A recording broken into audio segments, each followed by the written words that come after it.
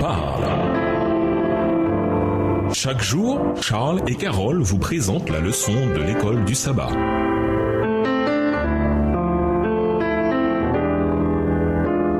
Bienvenue dans votre émission. Dieu nous parle. Nous voilà à la leçon de vendredi pour aller plus loin. Il en est beaucoup qui ne croient plus en Dieu et qui ont perdu confiance en l'homme. Cependant, ils savent reconnaître et apprécier la vraie sympathie qui leur est témoignée et le secours qu'on leur apporte. Ils ont le cœur touché lorsqu'ils voient une personne soigner les malades, secourir les pauvres, habiller ceux qui sont démunis de vêtements, consoler les affligés, diriger avec douceur les regards de chacun vers celui dont cette personne est la messagère d'amour, et cela d'une manière tout à fait désintéressée. Leur gratitude s'éveille, leur foi s'allume, ils comprennent que Dieu prend soin d'eux et sont prêts à écouter sa parole. Texte tiré du livre Le ministère de la guérison, aux pages 119 et 120, livre écrit par Ellen G. White. Le ministère désintéressé de Jésus ouvre les cœurs, renverse les préjugés et rend les gens réceptifs à l'évangile. L'Église est le corps de Christ qui comble les besoins partout, avec amour. Christ nous envoie auprès de la population pour faire une différence en son nom.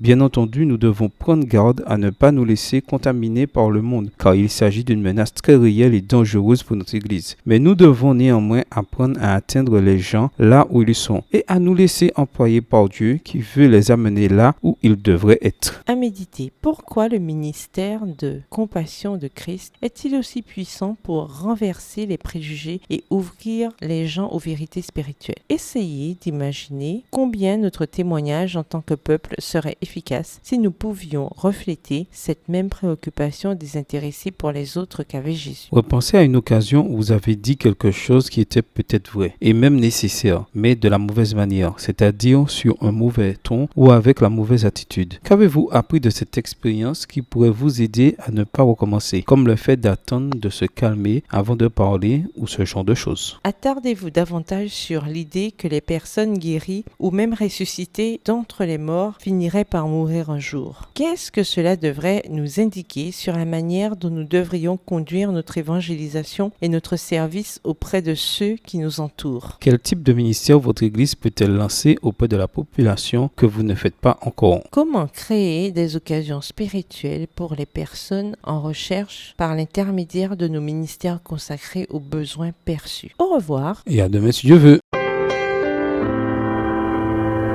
Dieu nous parle.